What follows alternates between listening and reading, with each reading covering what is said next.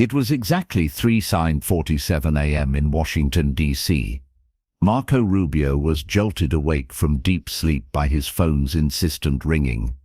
The voice on the phone was CIA Director William Patterson, and the panic in his voice instantly sobered Rubio. "Senator, we have an emergency. Iran now has the Project Prometheus files. 20 years of our most critical classified information is in their hands." Rubio turned on the bedside lamp, trying to recall the file. Project Prometheus, America's biggest covert operation. If this information fell into the wrong hands, not just national security, but the entire world's balance would be turned upside down. "How did this happen?" Rubio asked, but the answer was more shocking than he could have ever expected. "One of our own sold them out, Marco, and now Iran is blackmailing us." After Rubio hung up the phone, he faced several seconds of silence. In the bedroom of his Georgetown home, his wife Jeanette was still sleeping. But Marco's world had now completely changed. Project Prometheus. Only 12 people knew about this project, and all of them were among America's most trusted names. Launched in 2003, Project Prometheus was America's most critical covert operation in the Middle East. It was a multi-layered strategy designed to monitor, sabotage, and if necessary, completely collapse Iran's nuclear program. Under this project, America had developed cyber weapons that could infiltrate Iran's energy infrastructure, turned critical personnel into agents, and even established secret operation bases on Iranian soil. Rubio quickly dressed and 20 minutes later set off for CIA's Langley headquarters. While driving, various scenarios ran through his mind. How could one of them have betrayed them? Who? Why? And in exchange for what? When he arrived at the CIA headquarters, it was only 4:30 a.m., but the building was bustling as if it were midday. Security personnel directed Rubio straight to the 7th floor to Director Patterson's office. Patterson had managed many crises in his 28-year CIA career, but this time was different. The scattered documents on his desk, empty coffee cups, and bloodshot eyes showed he hadn't slept all night. "Marco, sit down," Patterson said, his voice carrying fatigue and desperation. "Let me give you the definitive information first. Last night at 23:15, we intercepted an encrypted message from Iran's secret intelligence center in Tehran. The message mentioned Project Prometheus by its exact name. Not just the name, but all operation details, location coordinates, our agents' identities, sabotage plans, everything." Rubio's face tensed. "Who did this?" "That's the real problem." Patterson opened a file. "We've been monitoring all 12 people who knew about Project Prometheus for the last 48 hours. And we reached a shocking conclusion." Patterson paused, as if the words he was about to say were weighing heavy in his mouth. "The traitor is from the Pentagon. Assistant Secretary of Defense David Richardson." Rubio's world spun for a moment.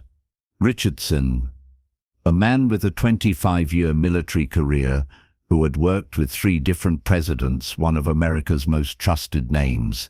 "This is impossible," Rubio said. "I thought the same thing." Patterson turned his monitor around. "But the evidence is definitive. Richardson's trip to Vienna last week for a NATO meeting was actually fake. He met with Iran's secret agents during that time.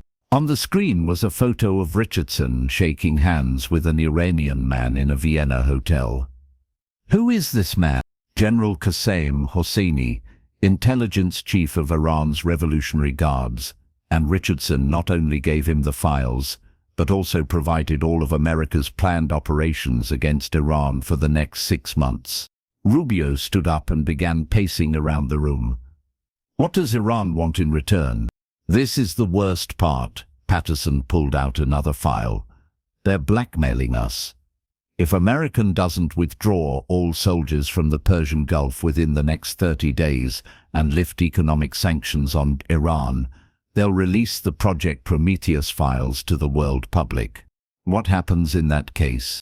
Marco, you know this too. If these files are released, America's credibility in the international arena will completely collapse. Our allies won't be able to trust us, and our enemies will see our weakness. Additionally, all our agents on Iranian soil will be burned or killed. Rubio stopped, took a deep breath. Where is Richardson now? At the Pentagon, at his normal duties. He doesn't know yet that we know he's a traitor. So, what's the plan? Patterson smiled, but this smile was not reassuring at all. Plan, Marco. At this point, conventional methods don't work. There's no diplomatic solution, no military solution either. Iran is currently holding a knife to America's throat. Rubio thought silently. In his 15-year political career, he had encountered such cornered situations, but this was different. This time, not just his own political future, but America's future was at stake. William, Rubio finally said, "Tell me everything about Richardson. His family, financial situation, weaknesses, fears, everything. Because if I know we can't solve this with conventional methods, I need to speak with him directly." Patterson frowned. "Marco, this is very risky. If Richardson senses that we suspect him, he might inform Iran and the entire operation could be exposed. Or..." Rubio stopped, a determined expression appearing in his eyes. "I'll set a trap for him according to our own rules." A plan was beginning to take shape in Rubio's mind. But this plan was so risky and bold that it would either save America or deepen the entire crisis even further. Patterson placed Richardson's file on the table. David Richardson, 52 years old, married to Margaret for 28 years. 2 children, Emily, 24, doing her PhD at Harvard, Michael, 21, a military academy student at West Point. While Rubio flipped through the file, one detail caught his attention. It says here that Richardson's father was killed in the Vietnam War. Yes, Lieutenant Colonel James Richardson. David was only 8 years old when his father lost his life in a bombing in Saigon. And his mother? She died of cancer 10 years ago. Richardson went through very difficult times during that period. He even received psychological support for a while. Rubio closed the file. How is his financial situation? Here's the problem. Patterson opened another page. Richardson had some bad investments last year. He lost $800,000 in the real estate market. Plus his daughter's Harvard tuition, his son's military academy expenses. His financial situation is not good at all. So he did it for money. It appears so. Iran probably offered him a very large amount. Rubio stood up. Arrange a meeting with Richardson today at 2:00 p.m. at the Pentagon. Don't mention the topic, just say important security briefing. Marco, what are you planning to do? I'm going to show Richardson that we trust him. In fact, I'm going to give him even more important information. Patterson looked in surprise. What? False information, William? I'm going to throw such bait at Richardson that he'll be impatient to report to Iran, and the moment he gives that report, we'll catch him. This is very risky, Marco. If Richardson understands your game, he won't understand, Rubio was determined. Because the false information I'm going to give him will be so convincing that even Iran will think it's real. At 2:00 p.m. in a meeting room at the Pentagon, Marco Rubio, CIA Director Patterson, and Assistant Secretary of Defense David Richardson came together. Richardson appeared normal, showing no suspicious behavior or signs of tension. David, Rubio said as he began the meeting, I need to inform you about a very critical matter. This information is eyes-only level, and only the 3 of us know it. Richardson took out his notebook. I'm listening, Senator. According to our latest intelligence about Iran's nuclear program, they are much more advanced than we thought. According to information we received from Mossad, Iran could complete their first nuclear weapon within 6 months. Richardson didn't stop his pen, continued taking notes. Is this definitive information? Yes, and worse, they have the missile technology to carry this weapon. Iskander missiles they secretly acquired from North Korea are hidden in Pachin 50 kilometers outside Tehran. So what is America's plan? Rubio and Patterson made eye contact. Now they were going to throw the real bait. It's David, the information I'm going to tell you is very critical. America, together with Israel, will conduct a secret airstrike on Iran's Pachin facilities within the next 3 weeks. The operation's code name, Desert Thunder. Richardson's hand trembled for a moment, but he immediately composed himself. What date? March 15th, 30 a.m. GMT. Israeli F-35s will enter Iranian airspace, bomb Pachin with our satellite support. So who else is aware of this operation? Only the President, Secretary of Defense, you and us. Total of 5 people. Rubio paused, looked at Richardson's face. If this information leaks, the operation will fail, and Iran will both complete their nuclear weapon and achieve a major propaganda victory against America. Of course, Senator. This information is safe. The meeting ended after 30 minutes. After Richardson left, Patterson turned to Rubio. Do you think he took the bait? We're sure. Richardson will now report this false information to Iran, and we'll catch him in that moment. But what Rubio didn't know was that Richardson had already begun to suspect. After returning to his office at the Pentagon, Richardson sat at his desk and fell into deep thought. The information Rubio had given was very detailed, but something was missing. Richardson had planned hundreds of military operations in his 25-year career. For a critical operation like Desert Thunder, having only 5 people in the know was normal, but having the operation finalized 3 weeks in advance was suspicious. Usually such operations were only finalized 48 to 72 hours beforehand. Also, the timing of Rubio giving him this information seemed strange. Normally, information at this level would be given by the Secretary of Defense, not by Rubio. Richardson opened his phone directory and called his daughter Emily in New York. Emily, sweetheart, how are you? I'm fine, Dad. How are you? Your voice sounds a bit tense. Just work stress. Emily, I want to ask you something. Have any of your professors at Harvard ever exhibited suspicious behavior? Did you feel like you were being watched? Emily was surprised. Dad, what happened? Why are you asking such questions? Just curious. Be careful, okay? And if you notice anything strange, call me immediately. After hanging up, Richardson asked the same questions to his son Michael. His son at West Point also said everything was normal, but Richardson's suspicion continued to grow. That night, while Richardson was having dinner at home with his wife Margaret, he continued to think about the situation. Margaret noticed he was worried. David, you're very distracted today. Is there a problem? No, sweetheart.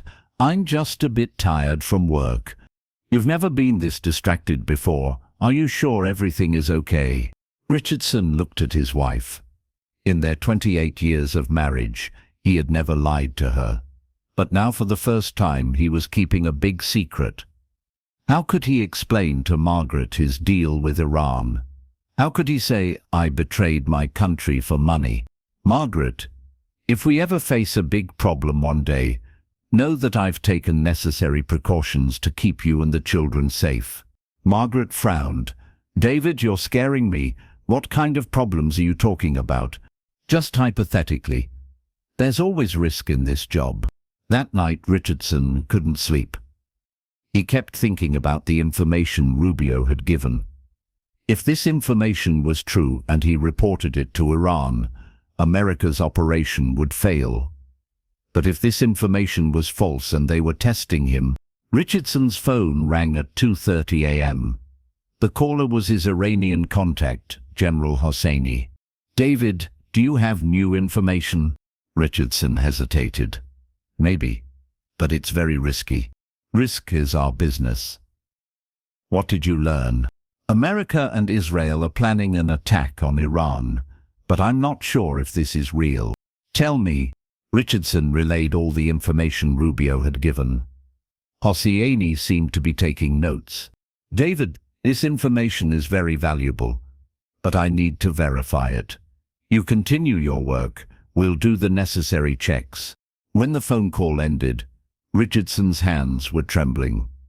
What if he had really fallen into a trap?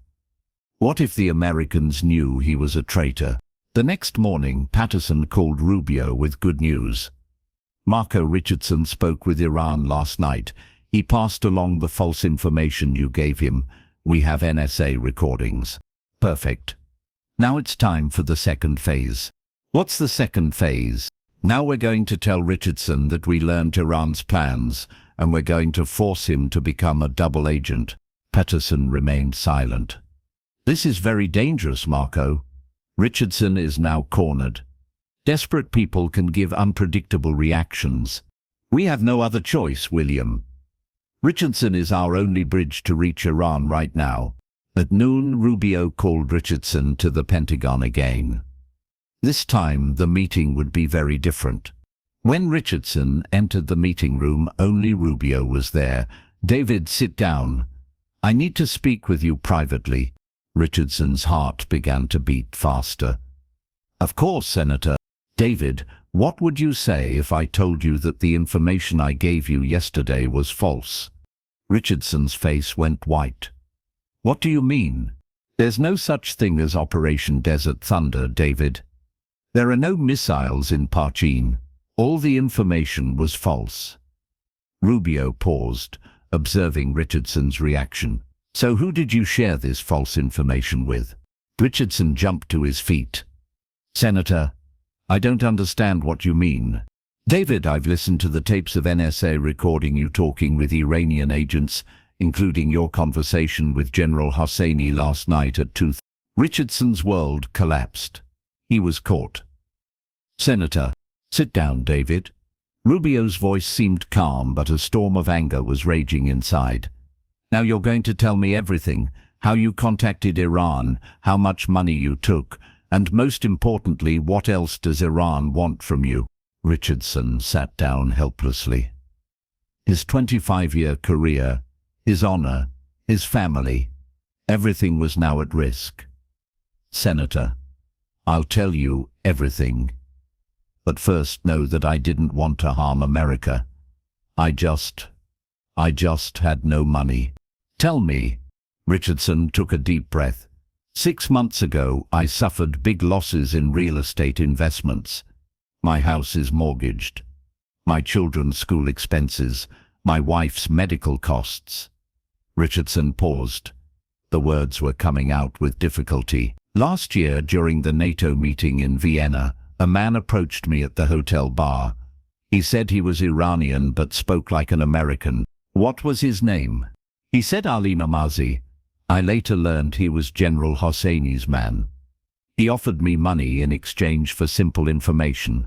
At first it was just information from open sources, harmless things. Then what?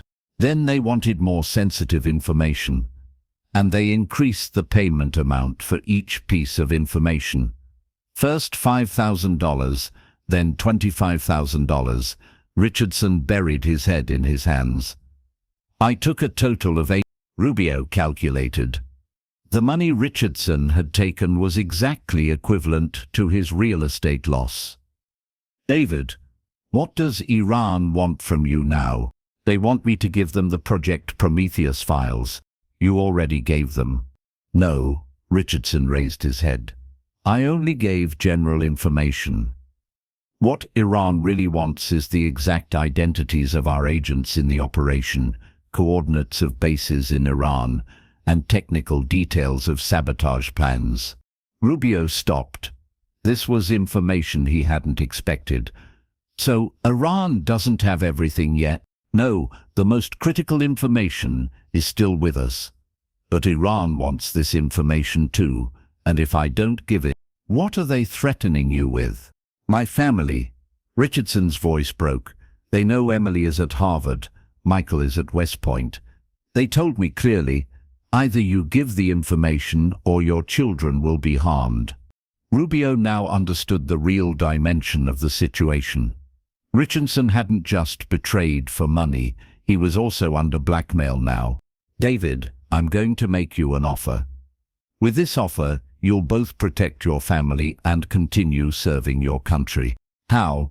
You'll serve Iran as a double agent. You'll relay controlled information we give you to them. This way we'll learn Iran's plans and mislead them. Richardson thought for a long time. So how will you protect my family? Emily and Michael will be secretly placed under protection. They won't notice, but CIA agents will constantly be near them. And you'll also be under FBI protection. What if Iran notices these? David, you currently have only two choices. Either you work with me and save your family, or you're tried for treason and leave your family defenseless against Iran's threats. Richardson's choice was difficult, but he actually had no other alternative. Okay, what do I need to do? You'll make contact with Iran. You'll tell them you couldn't get the critical information, but you could get it soon. This will buy you time. During this time, we'll implement our real plan. What's the real plan? Rubio smiled, but this smile was not friendly at all. Iran is blackmailing us. So what if we blackmail them too? Richardson looked with an expression indicating he didn't understand. David, while you were in contact with Iran, we also started stealing their secrets. What Iran doesn't know is that we've infiltrated their communication system. We're recording every conversation, every message. But more importantly, we're also monitoring Iran's own internal communications. And what did you learn? Iran has very big secrets. They're hiding from their own people. The economic crisis is actually 10 times worse than what they say. 40% of the population lives below the poverty line. Additionally, Iran's high-level officials have secret accounts in Switzerland. They're embezzling billions of dollars. Richardson's eyes lit up. How will you use this information? Very simple. If Iran publishes the Project Prometheus files, we'll also expose Iran's dirty laundry to world public opinion. If the Iranian people learn how their government has been robbing them, revolution will break out in the country. Richardson looked hopeful for the first time. So what's my role? You'll continue giving information to Iran. But this time, information we control. We'll mislead Iran and trap them. That evening, after Richardson returned home, he told his wife Margaret everything. Margaret was initially shocked, then angry, and finally forgave her husband. David, we've been married for 28 years. You're a good person, you just made bad decisions, but now you need to do what's right. I know, Margaret, but I'm very scared. What if something happens to our children? CIA said they would protect them. And you're now fighting on the right side. The next day, Richardson called General Hosseini asking for an appointment. General, I need to meet with you urgently. There are important developments. David, we can't talk on the phone. Let's meet in Canada tomorrow. The old place in Montreal. The meeting place for Richardson and Hosseini was a small cafe in Montreal. When Richardson arrived there, he found Hosseini at the corner table. David, how important is this information? Very important, General. But first I'm going to ask something from you. Hosseini frowned. What do you want? I want the threats against my family to be lifted. I've given you enough information, now leave my children alone. David, you haven't understood our rules. Until we get what we want, no one is safe. Then you won't get any information. Richardson stood up. I'm out of the game now. Hosseini grabbed Richardson's arm. Sit down, David. Don't be hasty. Maybe we can make a deal. Richardson sat back down. I'm listening. If you give us truly valuable information, we can address your concerns about your family. But the information needs to be real. Okay, America has a new plan against Iran. Not military attack, economic sabotage. Cassini started taking notes. What kind of sabotage? America will target Iran's oil tankers. They'll collapse your tanker fleet with cyber attacks. This way your oil exports will completely stop. When will this start? Within 3 weeks. The first target will be your tankers in the Persian Gulf. Hosseini was excitedly taking notes. What else did you learn? America is also supporting opposition groups in Iran. They're providing them with money and weapons. The goal is to create internal unrest in your country. Which groups? Richardson read from the paper in his hand.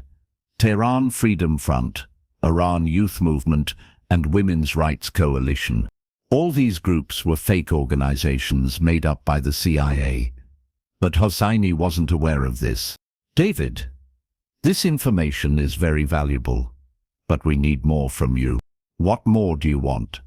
The complete files of Project Prometheus, agent lists, base coordinates, sabotage plan details, everything.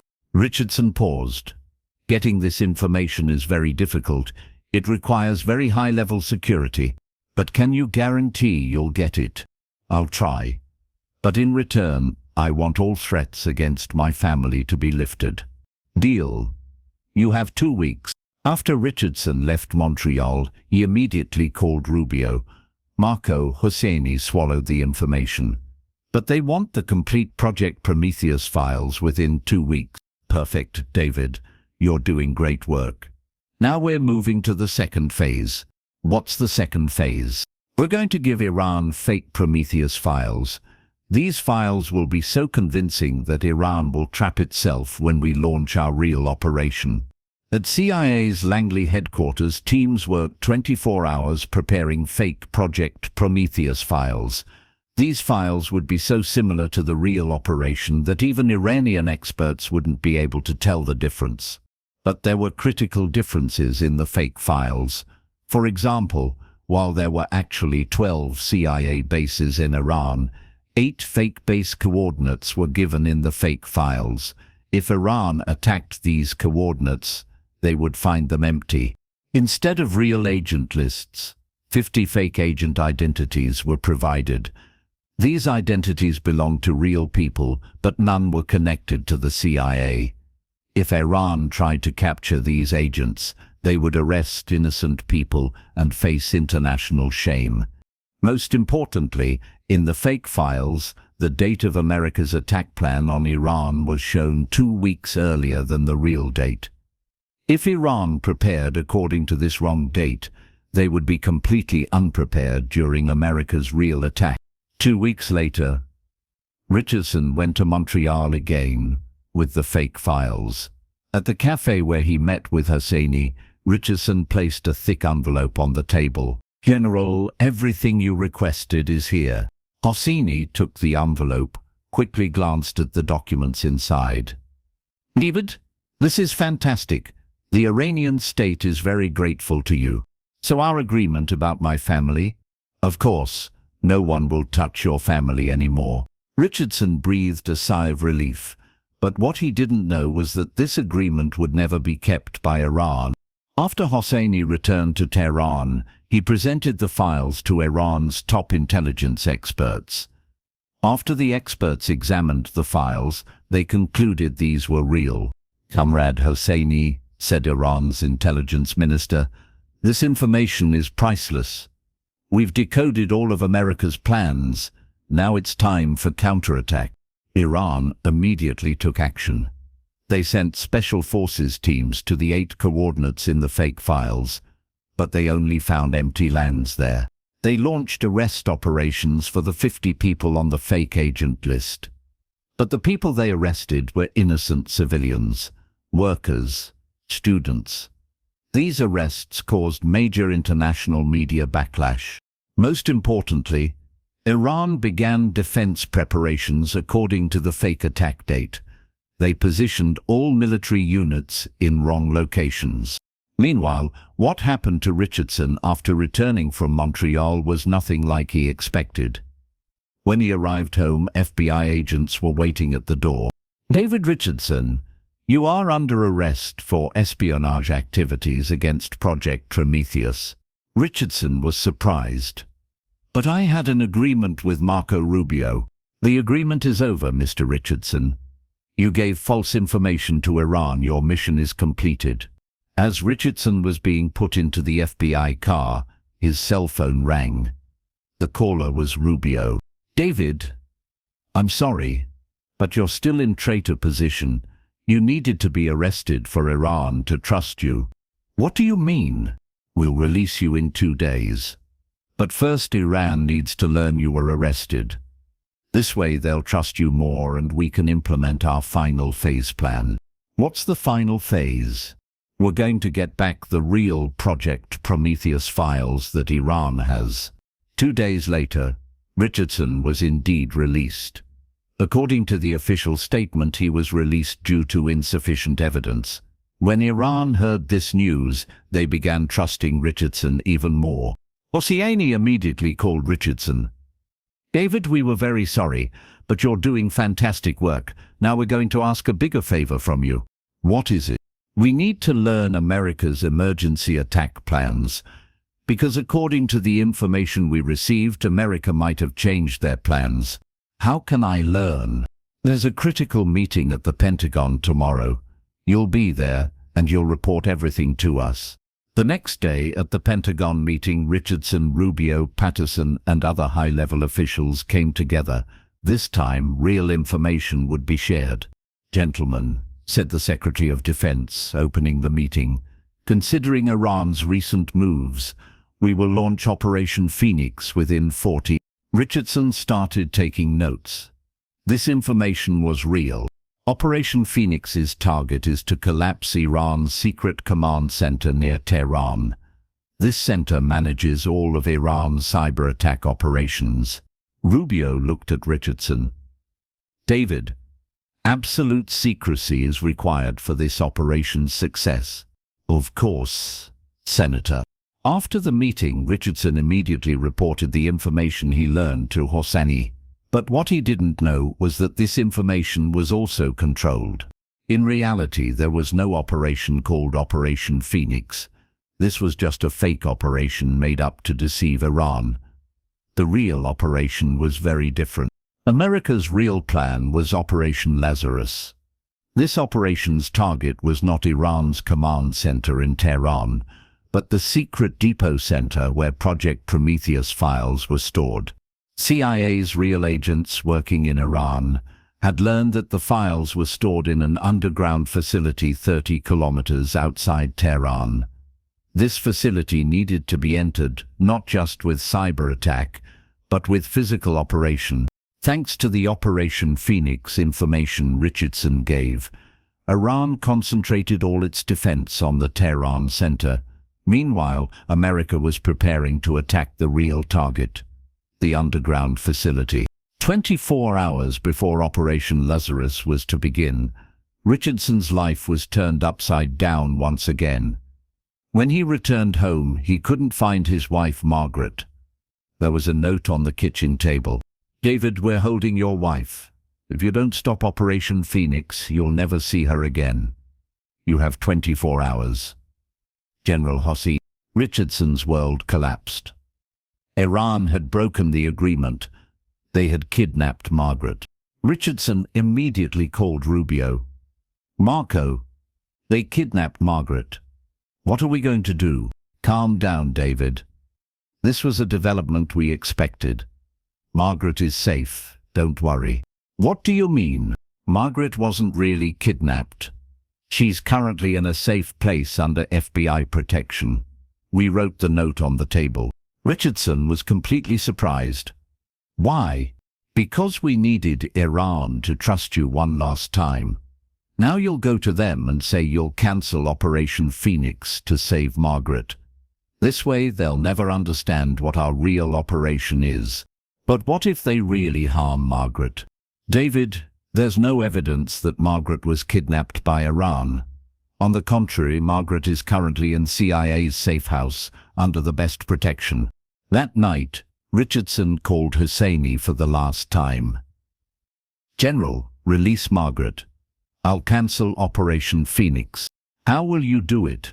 "I'll make a fake bomb threat to the Pentagon. The building will be evacuated and the operation will be postponed." "David, if this doesn't work, it will cost your wife's life." "I understand, General." The next morning, Richardson really did make a fake bomb threat to the Pentagon. The building was evacuated. Operation Phoenix was cancelled. When Iran heard this news, they breathed a sigh of relief and relaxed their defense position. Right then, America launched the real Operation Lazarus. CIA's most elite team conducted an infiltration operation into the underground facility near Tehran, Iran. The team managed to enter the underground facility while Iran's attention was focused on the Tehran center. In the facility, they found the originals of Project Prometheus files, Iran's own secret operation plans, and the complete list of Iran's agent network worldwide. The CIA team copied all files in just 2 hours and left the facility. Iran never noticed anything. 12 hours after Operation Lazarus was successfully completed, Richardson was given the good news. "David," Rubio said on the phone, "your mission is completed. Project Prometheus files have been recovered. All information in Iran's hands is now invalid because the operation has been completely changed." "What about my wife?" "Margaret is on her way home now. She was never kidnapped. She was just under protection for security reasons." An hour later, when Margaret returned home, Richardson hugged her tightly. "David, what's happening?" "FBI agents kept me in a safe house for 3 days. They said your life was in danger." "Everything's over, Margaret. We're safe now." But the story wasn't over yet. When Iran learned that Project Prometheus files had been stolen, they experienced great panic. Hosseini and his team showed great reaction. "The Americans deceived us." Hosseini shouted Richardson was a double agent. Iran immediately targeted Richardson. But it was too late. Richardson and his family were placed in safe locations with new identities under FBI protection. 6 months later, Marco Rubio was reading the final report of Operation Lazarus in his Washington office. The operation was a complete success. America had not only recovered its own secret files, but also captured Iran's 20 years of intelligence work. Iran's worldwide agent network had been dismantled, secret operations decoded, and Iran's nuclear program had gone back 10 years. But most importantly, Iran could no longer blackmail America, because they no longer had anything to blackmail with. As for Richardson, he had started living a quiet life in Florida with his new identity. He had learned from his past mistakes and now focused only on his family. The success of Operation Lazarus had made Marco Rubio one of America's most trusted diplomats. And Iran now thought twice before considering playing games with America. Thus, the story that began with a phone call at 3:47 a.m. turned into one of America's greatest intelligence victories, and Marco Rubio had both saved his country and established a new balance in world politics.